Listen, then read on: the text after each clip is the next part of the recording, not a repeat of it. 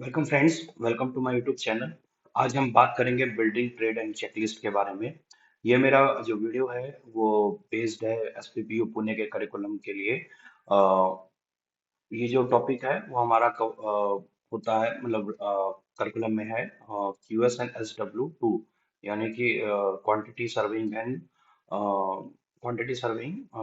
And specification writing second. Okay, तो without delay starting, this is my profile, so I'll skip it.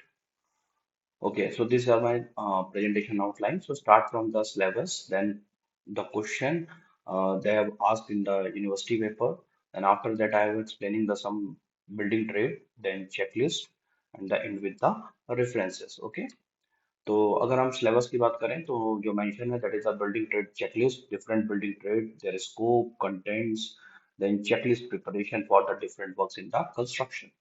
तो उसके base पे जो question अभी तक पूछे गए हैं, तो ट्रेड के बारे में डायरेक्ट पूछा गया है कि इसके एक स्किल्ड प्लम्बर का एज अ रोल क्या होता है ट्रेड में।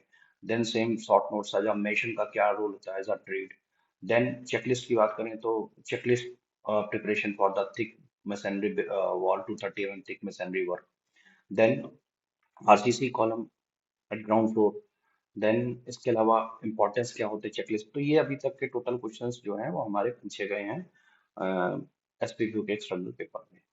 So start from the building trade. तो बेसिकली ट्रेड क्या होता है, तो अगर हम एक डेफिनेशन देखें कि जहाँ पे वर्कर्स या लोग अपनी हैंड्स ऑन जो उनकी स्किल है वो अप्लाई करके किसी भी चीज को या किसी फिजिकल स्ट्रक्चर को बिल्ड करते हैं या रिपेयर करते हैं, तो उस चीज को हम लोग ट्रेड बोलते हैं। उस चीज को हम उन लोगों को हम लोग ट्रेड्स उस वे को हम लोग ट्रेड बोलते हैं। और अगर हम थोड़ा सा हिस्ट्री में जाएं तो जो हमारे जब हम पे ब्रिटिशर्स आए थे तो ब्रिटिशर्स के साथ क्या था कि जो हायर पोस्ट की जॉब्स थी, जो इंजीनियर्स थे वो सब उनके पास थे, बट उनके पास एज स्किल लेबर नहीं थे। So they have some started the trade person. तो अगर आप हमारे यहाँ का जो एजुकेशन सिस्टम देखेंगे तो उसमें जो पहले टाइम पे आईटीआईज होती थी, इंडस्ट्रियल ट्रेनिंग इंस्टीट्यूट, तो उनमें उस समय उन चीजों को ब्रांचेस ना बोल के ट्रेड बोलते थे।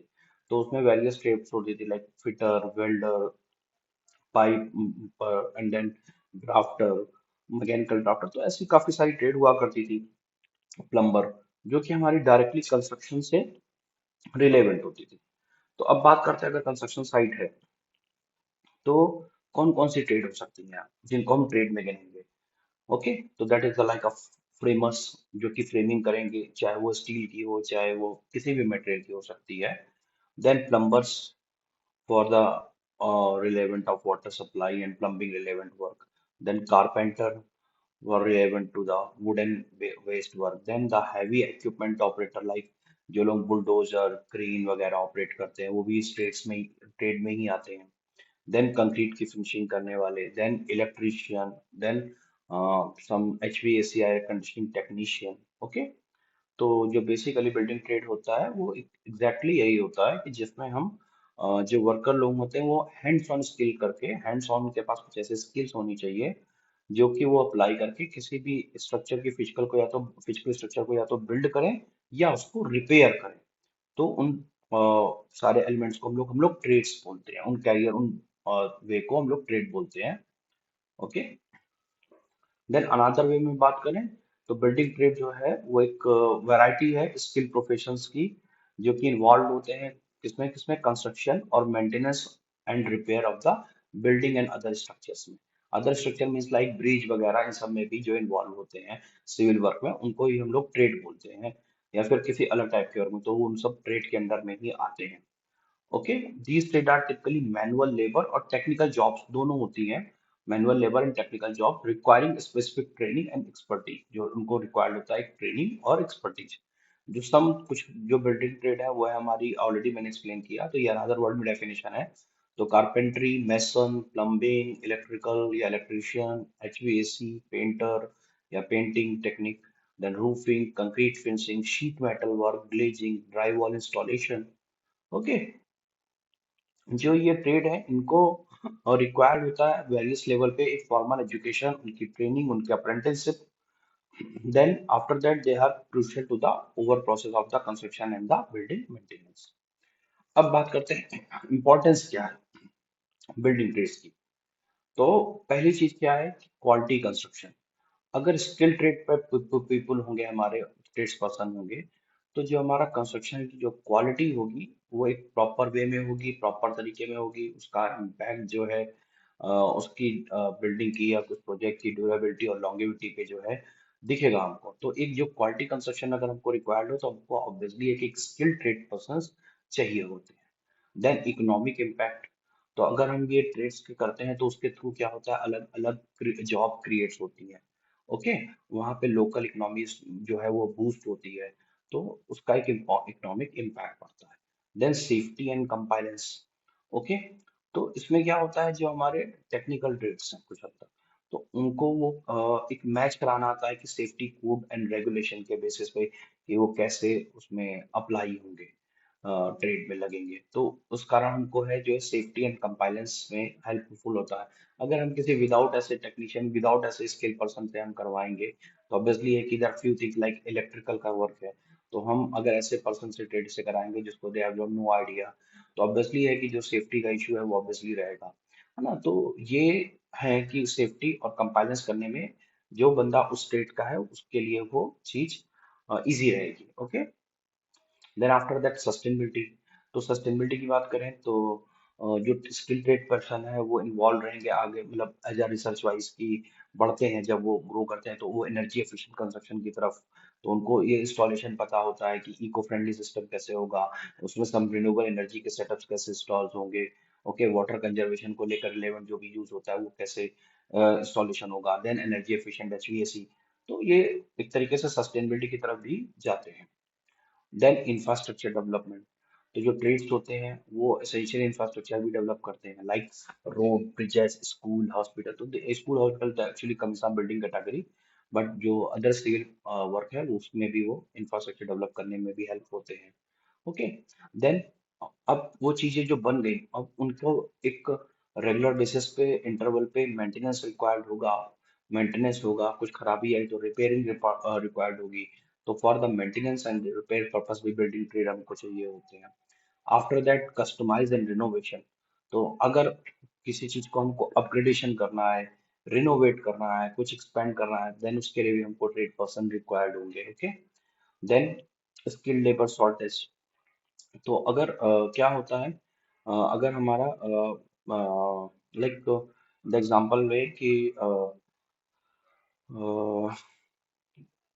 अगर हमारे पास काम ज्यादा है और लोग कम है, तो उसमें क्या होता है, स्किल लेबर की हमारी शॉर्टेज होती है। तो इस चीज को भी हमको मीट डिमांड एंड सप्लाई जो है वो एक्सपर्टीज करते रहना चाहिए, रिक्वायर्ड होता है the construction and maintenance through the apprenticeship और ट्रेनिंग प्रोग्राम। ओके, तो अगर इन शॉर्ट हम बात करें तो जो बिल्डिंग ट्रेड्स होती हैं वो एक बैकबोन होती है कंस्ट्रक्शन इंडस्ट्रीज।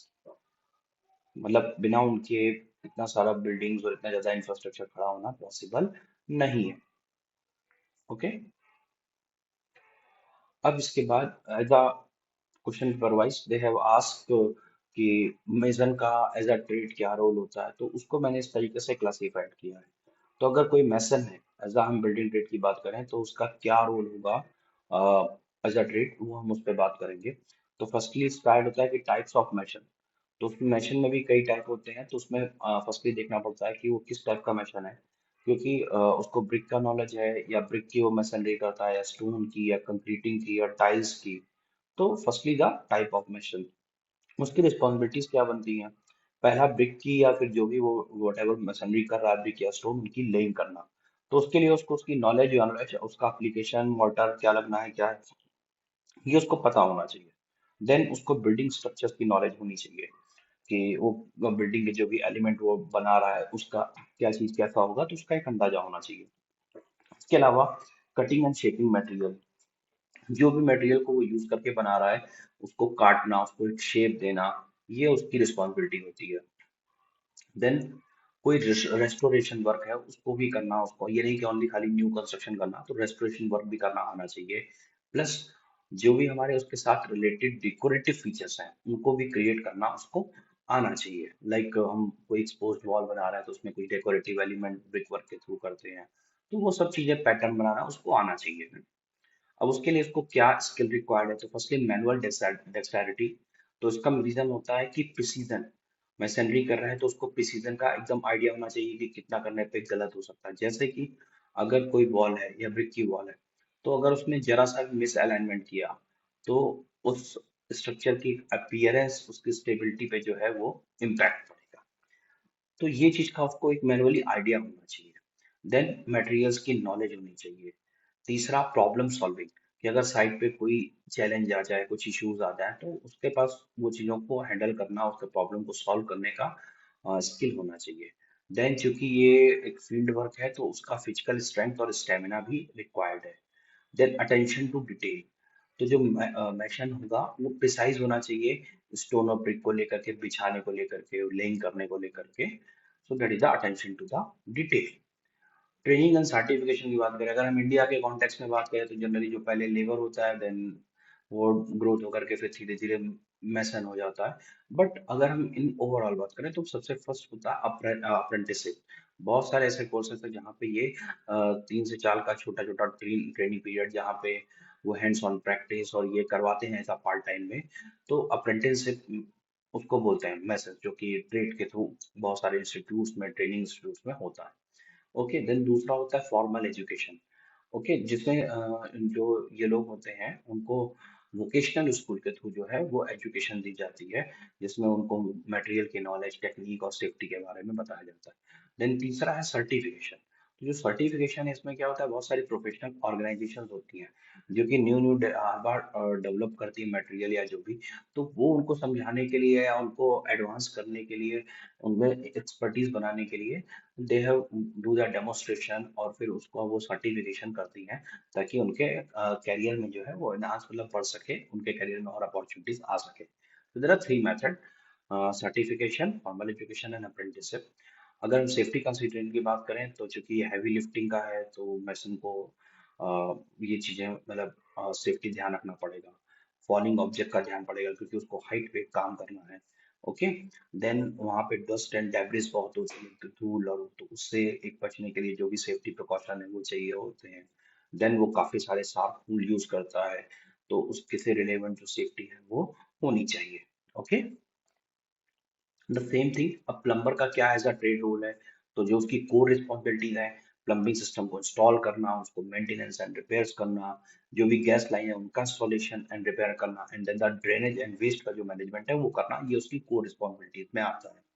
देन जो उसके कॉमन टास्क है, पाइप को ले करना, फिक्चर्स को फिटिंग करना, जो भी उससे रिलेवेंट फिक्चर्स हैं उनको फिट करना, देन लीकेज एंड क्लॉग्स को चेक करना, कहाँ कहाँ पे नहीं सॉरी, वाटर लीक्स है और कहाँ क्लॉग्स है वो चेक करना, देन वाटर हीटर का इंस्टॉलेशन करना, उनका इंस्पेक्शन करना और टेस्टिंग चेक करना, मतलब चेक करना, देन गैस लाइन को इंस्टॉल करना। तो ये सब जो है हमारा प्लम्बिंग का हमारे टास्क में आता है। देन उसको स्किल एंड नॉलेज रिक्वायर्ड, तो फर्स्ट तो उसको एक टेक्निकल नॉलेज होनी चाहिए, okay, about the water distribution, drainage, gas. Then problem solving होना चाहिए, जो कि एज साइट पे जनरेट होती है। फिजिकल डेक्सिलिटी एंड स्ट्रेंथ होनी चाहिए, ओके, प्लम्बर की। देन प्रिसीजन, प्रिसाइज होना चाहिए उसको, उसको स्ट्रक्चरल डैमेज का सबका आइडिया होना चाहिए। देन उसको जो कोड है, जो रूल्स है, रेगुलेशन है, उनकी भी नॉलेज होनी चाहिए। ट्रेनिंग एंड सर्टिफिकेशन की बात करें, the same method. First thing is the apprenticeship, then licensing and continued education. Okay, तो इसमें लाइसेंसिंग ऐड हुआ है, तो कई सारे कंट्रीज में ऐसा भी होता है कि after they have do the trade course and then they provide a licence to work, to perform the special और दैट टास्क पर्टिकुलरली। तो वहाँ पे लाइसेंस सिस्टम होता है कि अगर किसी को प्लम्बिंग का काम करना है, तो उसके लिए उसका लाइसेंस लगता है। तो ये मेथड होते हैं, the first one apprenticeship, second one the licence method, the third one is the continued education के through. Okay, plumbing core technology, wall plumber offer pursue additional education to stay current with new technique, tools and safety standards. अब importance क्या है plumbing की trade में? Health and safety. जो plumbing का role होता है बहुत क्रूशियल होता है, बिकॉज जो वाटर और वेस्ट डिस्पोजल है वो प्रॉपर होना चाहिए, नहीं तो उससे क्या होगा, जो डिसीजेज हैं वो बढ़ती है।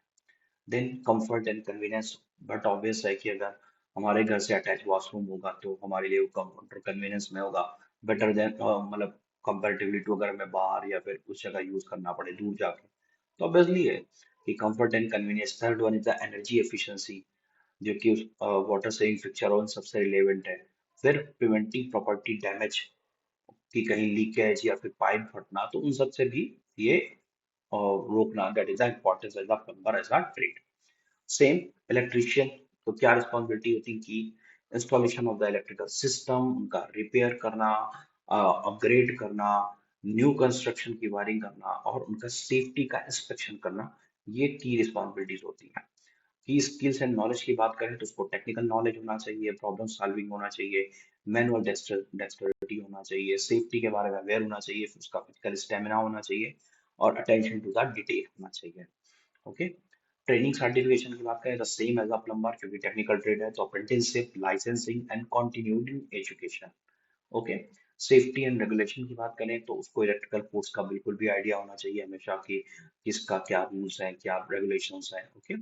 Then PPE, personal protective equipment, क्योंकि इलेक्ट्रिशियन में हमेशा एक खतरा रहता है इलेक्ट्रिकल शॉक का, तो उसके रिलेवेंट उसको इंसुलेटेड ग्लव्स, बूट, इन सब चीज का हमेशा पहना होना चाहिए एट द काम करते वक्त।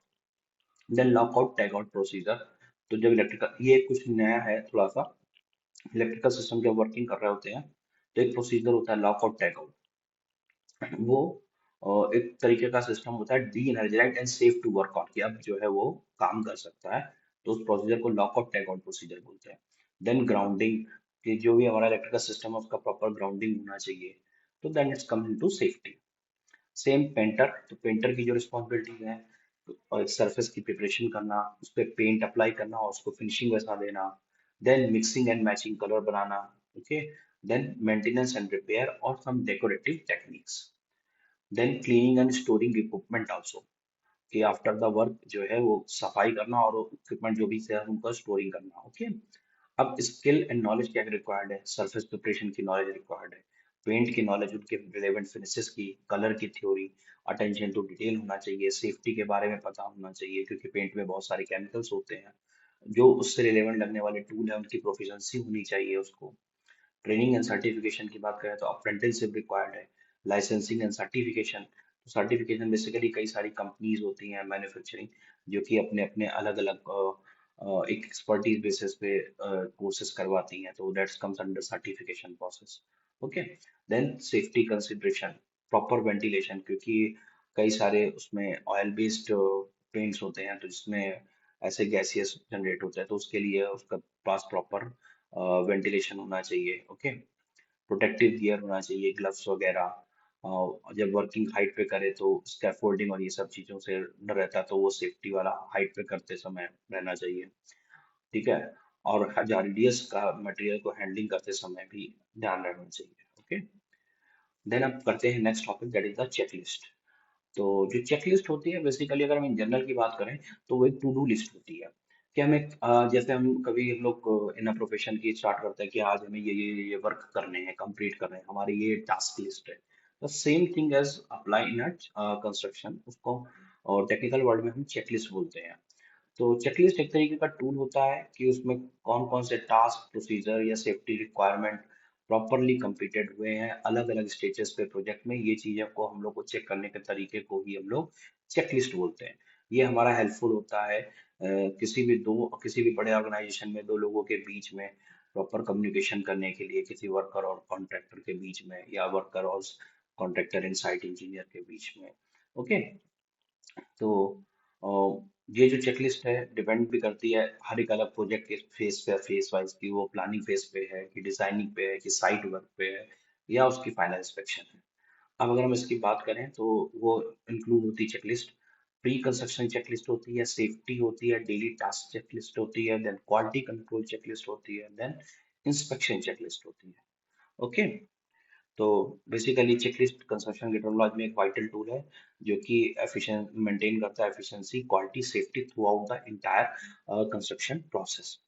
अब इम्पोर्टेंस क्या है, first one is the ensuring safety. Okay. This is the like कि वर्कर्स का कि चेक करना कि प्रॉपर वो हर चीज प्रोटोकॉल फॉलो कर रहे हैं, तो ये हमारा चेकलिस्ट कंस्ट्रक्शन में एक आता है इम्पोर्टेंस में। दूसरा, ऑर्गेनाइजेशन इम्प्रूव। ओके। तो इसमें क्या होता है कि कंस्ट्रक्शन प्रोजेक्ट बहुत कॉम्प्लेक्स होते हैं, उसमें मल्टीपल टीम्स होती हैं, उनके अलग अलग टास्क होते हैं, उनकी डेडलाइन होती है, तो चेकलिस्ट जो है वो इस चीज में हेल्पफुल करता है टू मेंटेनिंग द मतलब ऑर्गेनाइजेशन को इम्प्रूव करने में। मेंटेनिंग क्वालिटी कंट्रोल, तो इसके थ्रू जो है क्वालिटी स्टैंडर्ड और स्पेसिफिकेशन जो है चेकलिस्ट के थ्रू हम वेरीफाई कर पाते हैं material design workmanship meet the required criteria before moving to the next phase. मतलब कोई भी मटेरियल है तो उसका चेक करना कि वो प्रॉपर है सही नहीं है या नहीं है, ताकि वो कंस्ट्रक्शन फेज में जाने से पहले वो हम उसको चेक कर सके थ्रू द चेकलिस्ट।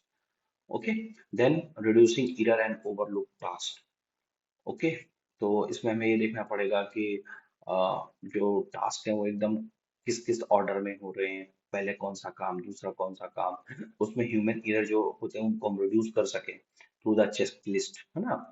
तो ये हम इसमें होता है। फिर देन बेटर कम्युनिकेशन, तो एक तरीके से ये कम्युनिकेशन टूल है, जैसे कि अलग अलग प्रोजेक्ट मैनेजर है कॉन्ट्रैक्टर है, तो किसी ने चेकलिस्ट से पूरा उसको चेक किया एंड देन दे उसी डॉक्यूमेंट को वो they will transfer to the project manager, तो then it's a very better communication for the understanding of the whole project process. Okay, then compliance with the regulation, तो इसमें ये भी easy है कि जो हमारे अदर रेगुलेशन है उनके थ्रू चेकलिस्ट मैच कराना कि हाँ वो मैच कर रहे हैं प्रोजेक्ट के कंस्ट्रक्शन के कि नहीं, जो भी हमारे लॉज कोड और रेगुलेशंस होते हैं।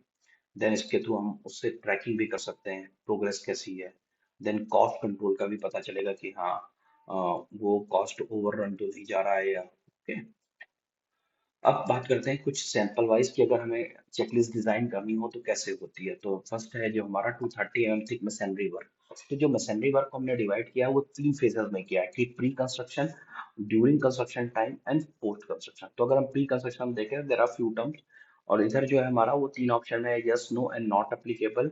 हमको यहाँ पर चेकलिस्ट में ओनली मार्क करना होता है और एनी रिमार्क अगर कुछ है तो, कि अगर like ground is level and stable, तो है ग्राउंड लेवल स्टेबल, लेकिन वहाँ पे कुछ अलग पत्थर या कुछ ऐसे मिल रहे हैं जो कि भी अलग साइज के हैं, तो वो रिमार्क हम यहाँ लिख सकते हैं कुछ अगर ऐसा डिफरेंट हमको साइट पे मिलता है।